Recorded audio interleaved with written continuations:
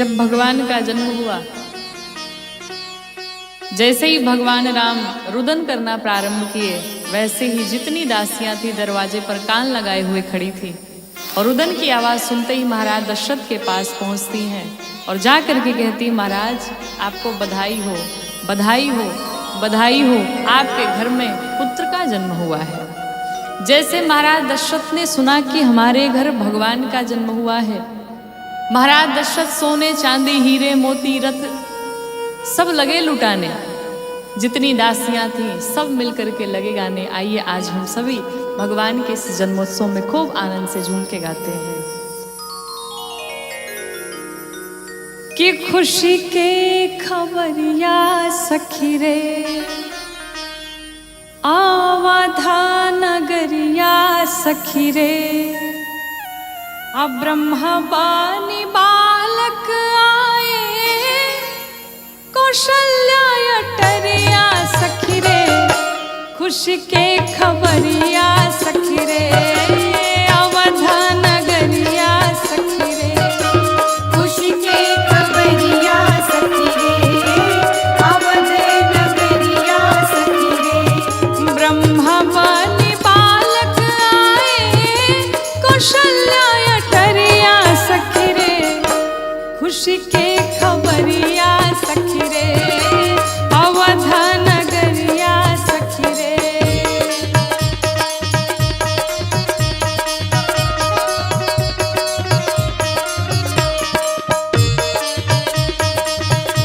बड़े भाव से सभी झूमते हुए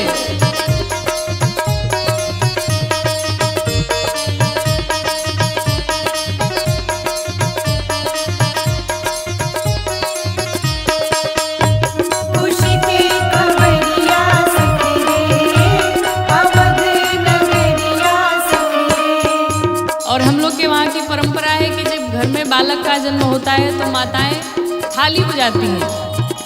अयोध्या में भी बजी, कैसे? हाँ, थरिया पितरिया सखी रे बाजे ओही घरिया सखी रे, हरिया पितरिया सखी रे बाजियो ही घरिया सखी रे, थरिया पितरिया सखी रे बाजे ओही घरिया सखी रे, हरिया पितरिया सखी रे बाजियो ही घरिया सखी रे, घोरिया डगरिया उत्सव दशरथ दुवरिया सखी रे, खुशी के खबरिया सखी रे अवधा नगरिया सखी रे, खुशी के खबरिया सखी रे अवध नगरिया सखी रे।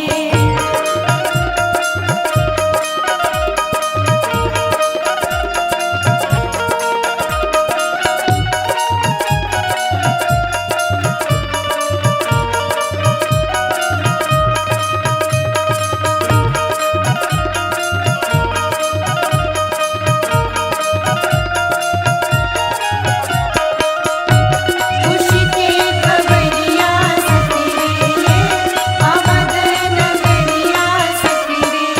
और भगवान राम का जन्म कब हुआ तो कहते हैं, चैताया जोरिया सखी रे नवमी दोपहरिया सखी रे, चैते अगरिया सखी रे नवमी दोपहरिया सखी रे, हाँ चैताया जोरिया सखी रे नवमी दोपहरिया सखी रे, चैते अगरिया सखी रे नवमी दोपहरिया सखी रे, गौरी शिकारी गावा सुमधुरा सोहरिया सखी रे अवधा नगरिया सखी रे, खुशी के खबरिया सखी रे, अवध नगरिया सखी रे खुशी के खबरिया सखी रे। और सभी दोनों पूरे पूरे हाथों को उठाते हुए कैसे गाएंगे? अरे खुशी के खबरिया सखी रे अवधा नगरिया सखी रे, खुशी के खबरिया सखी रे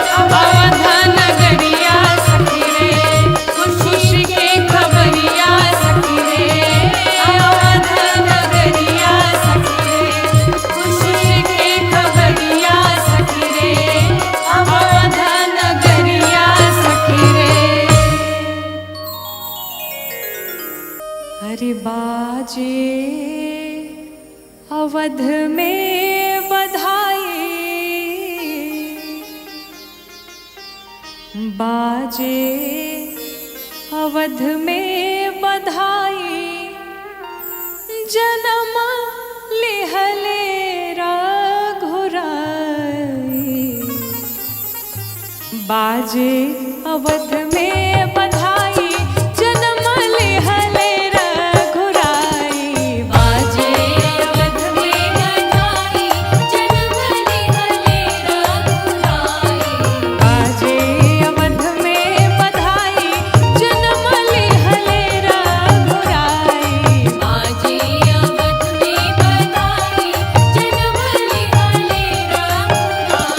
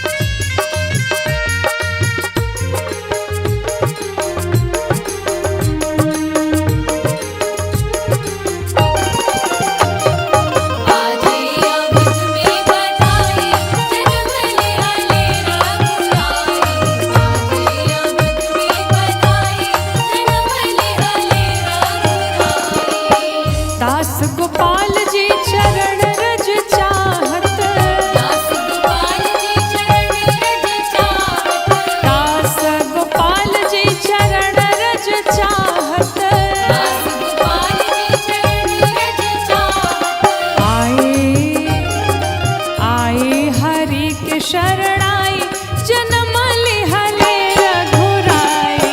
आए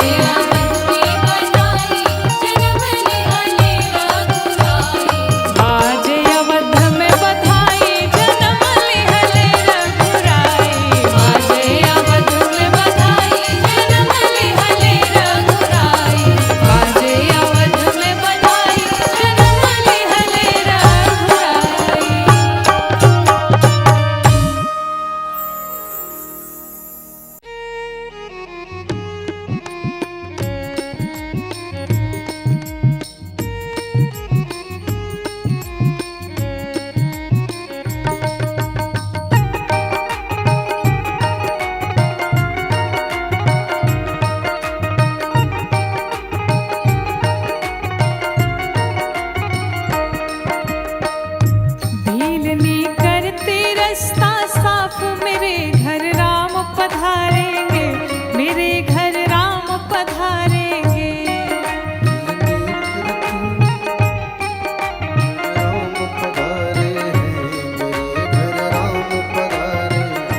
भीलनी करते रास्ता साफ मेरे घर राम पधारेंगे, मेरे घर राम पधारेंगे।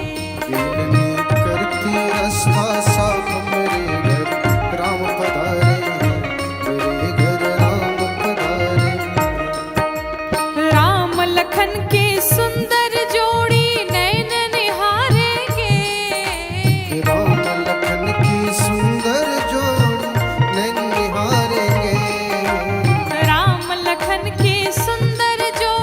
नैन निहारेंगे।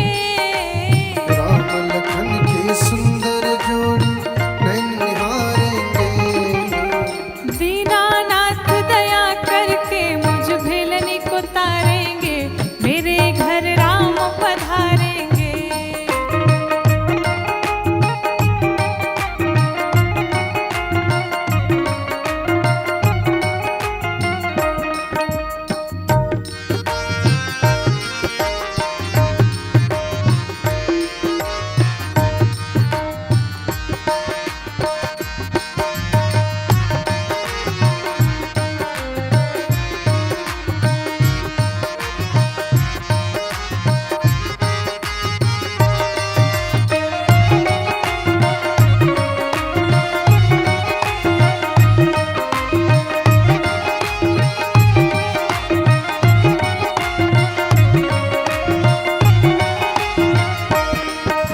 शोभा धाम राम रघुकुल मणि संकट तारेंगे।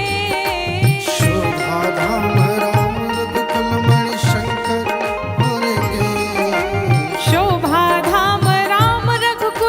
संकट टारेंगे।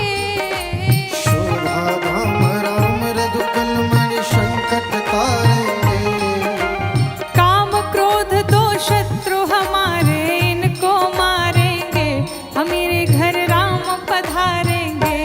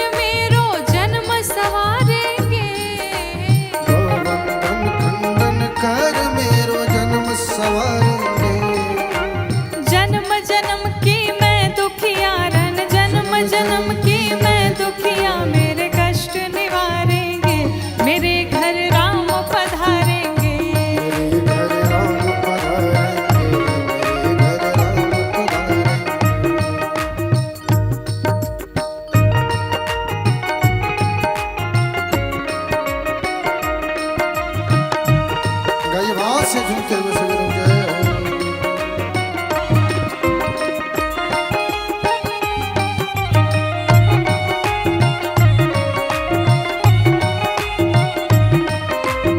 और राघवेंद्र सरकार की जय हो।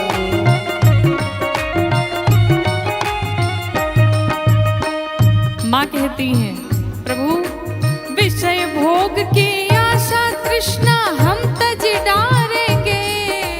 विषय भोग की आशा तृष्णा हम तज डारेंगे। विषय भोग की आशा तृष्णा हम तज डारेंगे। विषय भोग की आशा तृष्णा हम तज डारेंगे।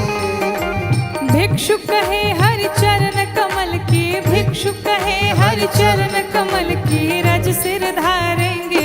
मेरे घर राम पधारेंगे, हिलनी करते रास्ता साफ। मेरे घर राम पधारेंगे, मेरे घर राम पधारेंगे, हिलनी करते रास्ता साफ। मेरे घर राम पधारेंगे, मेरे घर राम पधारेंगे, मेरे घर राम पधारेंगे, मेरे घर राम श्रीधाम अयोध्या जी में जब भगवान राम का जन्म हुआ, पूरी अयोध्यापुरी, सारी अयोध्यावासी, नगरवासी सभी प्रसन्न होकर के अपने अपने घरों में हवन इत्यादि करने लगे। महाराज दशरथ लगे सभी को लुटाने। आइए भगवान की इस बधाई में हम सभी मिलके गीत गाते हैं। अवधापुरी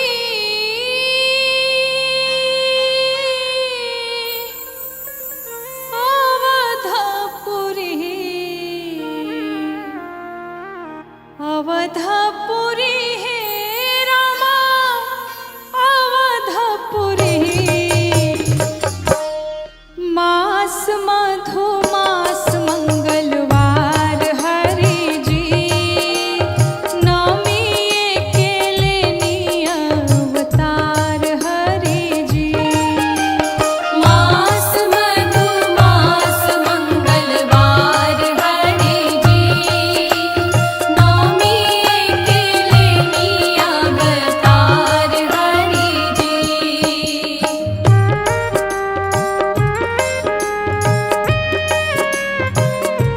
बड़े भाव से बोली रामलला सरकार की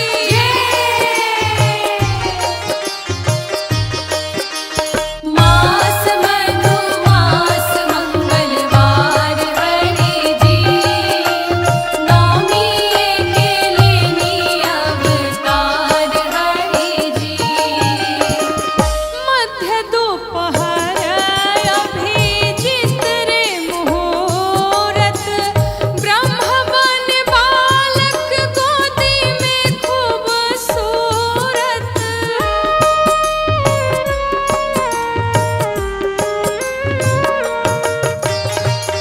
मध्य दोपहर अभिजित रे मुहूर्त। ब्रह्म बन बालक गोदी में खूबसूरत। गोदी में खूबसूरत। बहे लगली है रामा, बहे लगली जी।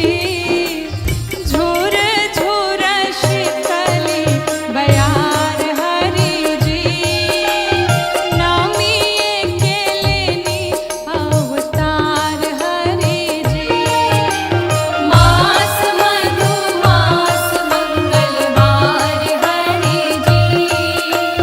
नवमी अकेले नी अवतार हरि जी। बधाई हो।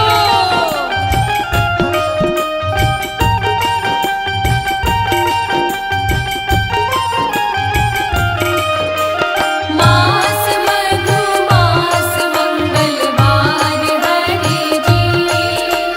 नवमी अकेले नी अवतार हरि जी।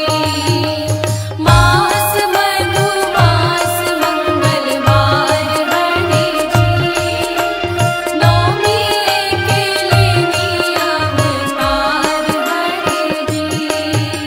भगवान जैसे ही प्रकट हुए, चतुर्भुज स्वरूप धारण किया, माँ माँ कौशल्या देख करके आश्चर्यचकित रह गई। कहते हैं, देखली चतुर भुज रूप महतारी, मुनि मनहारी छवि अद्भुत विचारी।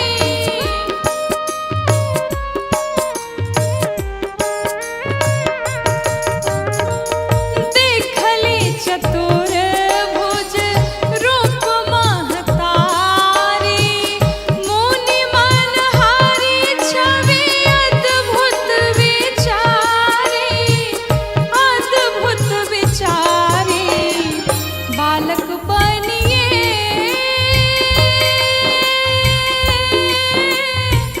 बालक बनिए रामा, रोदन से करी गुलजार हरि जी।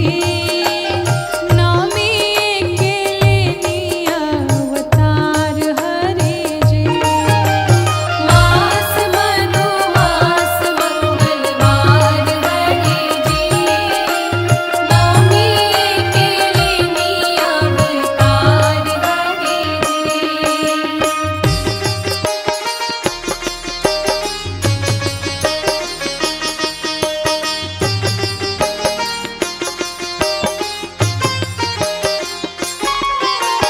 मास मधुमास मंगलवार हरि जी, नवमी के लेनी अवतार हरि जी। मास मधुमास मंगलवार हरि जी, नवमी के लेनी अवतार हरि जी। धन्य ये गौरी धन्य भगिया तोहार हो, हाड़ में खिलावा त्रिभुवन सरकार हो।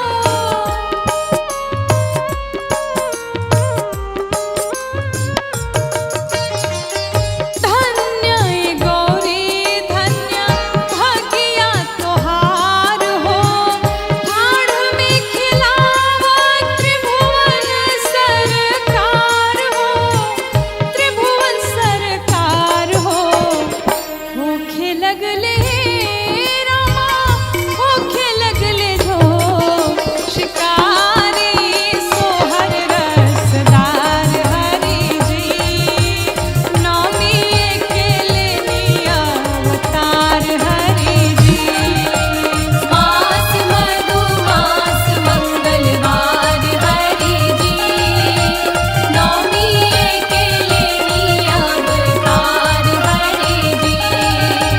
मास मधुमास मंगलवार हरि जी, नवमी के लेनी अवतार हरि जी। भई गए प्रगट कृपाला हो रामा, दीन दयाला। भई गए प्रगट कृपाला हो रामा, दीन दयाला।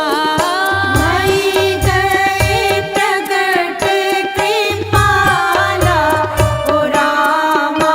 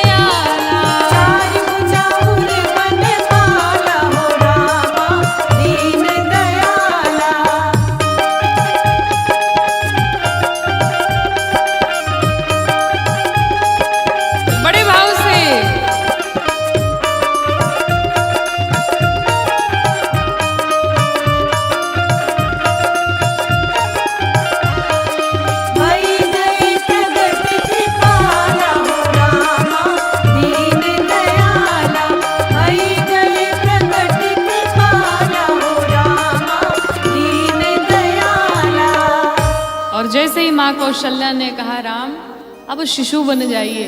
भगवान सुनी बचन सुजाना, रोदन ठाना। स्वयं भगवान शिशु बन गए। तो कहते हैं कि मातु के बचन माने शिशु हो रोदन ठाने। मातु के बचन माने शिशु हो रोदन ठाने। मातु के वचन माने शिशु हो रोदन ठाने। मातु के वचन माने शिशु हो रोदन ठाने। और वो परम ब्रह्म परमेश्वर आज मैया कौशल्या के गोद में बालक बन के खेलने लगा। कहते हैं कि ब्रह्म बन गोदिया के लाला हो रामा दीन दयाला। ब्रह्म बने गोदिया के लाला हो रामा दीन दयाला। ब्रह्म बने गोदिया के लाला हो रामा दीन दयाला।